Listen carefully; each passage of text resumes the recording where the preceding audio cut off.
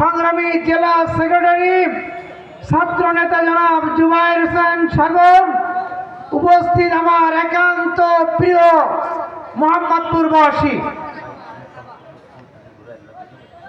সম্মানিত উপস্থিতি, আজকে আপনাদের মাঝে উপস্থিত হতে পেরে মহান রবের শুকরিয়া আদায় করছি আলহামদুলিল্লাহ। দুরূদ ও সালাম পেশ করছি নবী মুহাম্মদুর রাসূলুল্লাহ সাল্লাল্লাহু আলাইহি ওয়াসাল্লামের উপর। সম্মানিত উপস্থিতি, আজকের এই সমাবেশে দাঁড়িয়ে শ্রদ্ধার সাথে স্মরণ করছি 24-এর শহীদদেরকে, যাদের শাহাদাতের বিনিময়ে আমরা নতুন বাংলাদেশ পেয়েছি, বলা যায় দ্বিতীয় স্বাধীনতা লাভ করেছে।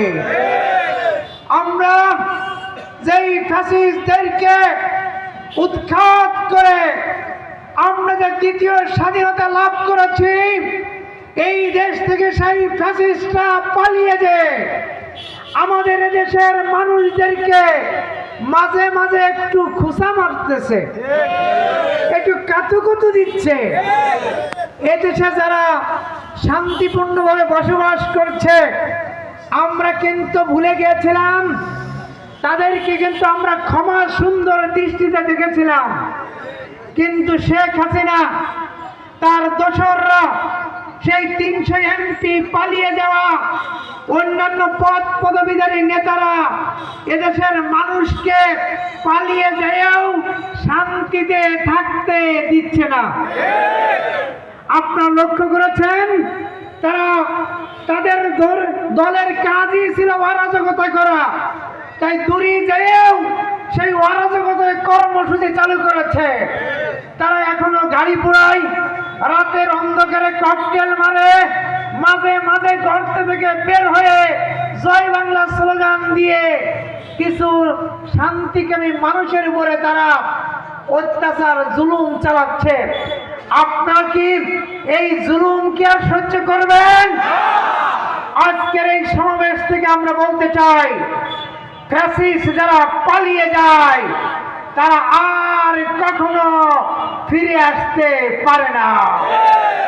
এই জন্য যারা এদেশের সুখ স্বপ্ন দেখছেন যে আওয়ামী লীগ ফিরে আসবে, শেখ হাসিনার প্রেতাত্মা ফিরে আসবে, আমি বলতে চাই শেখ হাসিনা তার দোসররা আর বাংলাদেশে ফিরে আসার কোনো সুযোগ নাই।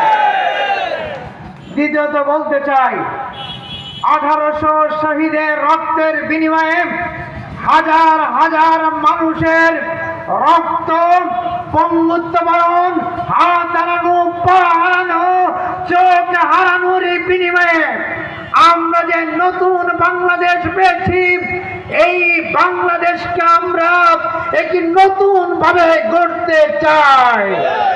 এর জন্য প্রয়োজন জুলাই সনদকে আইনে পরিণত করতে হবে।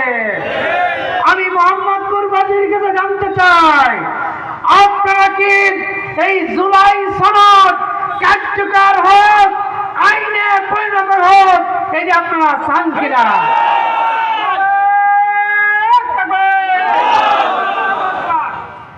ধন্যবাদ আপনাদেরকে। আপনারা যতক্ষণ এভাবে দুই হাত তুলে এই 24-এর প্রতি সহানুভূতি জানাতে থাকবেন, এই চেতনা ধারণ করবেন, ইনশাআল্লাহ পৃথিবীর কোন শক্তি নেই আমাদের এই বাংলাদেশকে নিয়ে নতুন করে কেউ ছিনিমিনি খেলবে।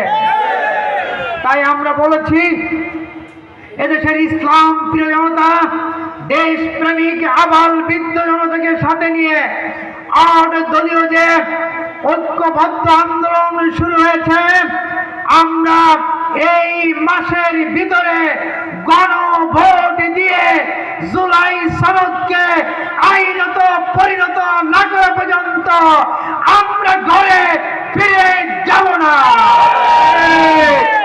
প্রিয় মোহাম্মদপুরবাসী, আজকে আমরা এখানে প্রোগ্রাম করছি নির্বাচনী জনসভা, নির্বাচনী ট্রেন যাত্রা শুরু করেছে। আমরা আশা করছি আগামী বছরের ফেব্রুয়ারির ভিতরে একটি সুন্দর শান্তিপূর্ণ একটি নির্বাচন অনুষ্ঠিত হবে ইনশাআল্লাহ। সেই নির্বাচনে এদেশের পাগল পারা মানুষ, গণতন্ত্রকামী মানুষ, শান্তিকামী মানুষেরা বারবার গত 18 বছরে যারা ভোট দিতে পারে নাই, তারা ঈদের আনন্দ নিয়ে স্বাধীনভাবে তাদের ভোট প্রদান করবে ইনশাআল্লাহ। এই পরিবেশকে কেউ নষ্ট করতে কি পারবে না। আমরা বলছি, জামাত ইসলামী বলছে, আমরা ছলে বলে কলে কৌশলে আমরা এমপি হতে চাই না। আমরা যেমন নিজেরা ছলে বলে হতে চাই না, ঠিক তেমনি কোন কারচুপির মাধ্যমে, সেন্টার দখল করার মাধ্যমে, ভয় দেখিয়ে কাউকে ভোট দান থেকে বিরত রাখার কেউ রাখতেও কি পারবে না। আমরা দৃঢ়ভাবে বলতে চাই, যার যার মতামত সেই প্রয়োগ করবে, শান্তিপূর্ণভাবে এই প্রয়োগ করবে।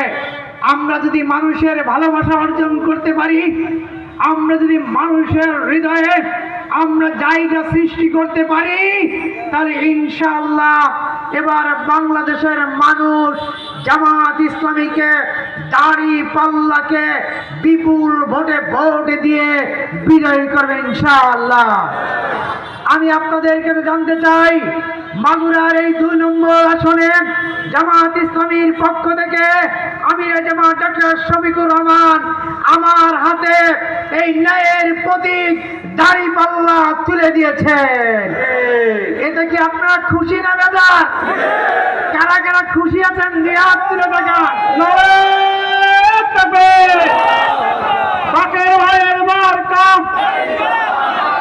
এবারের মার্কা। সংগ্রামী ভাইয়েরা, আপনারা 2 হাত তুলে যেভাবে আমাকে সমর্থন জানালেন, আমি খুশি হয়েছি। আমি আপনাদের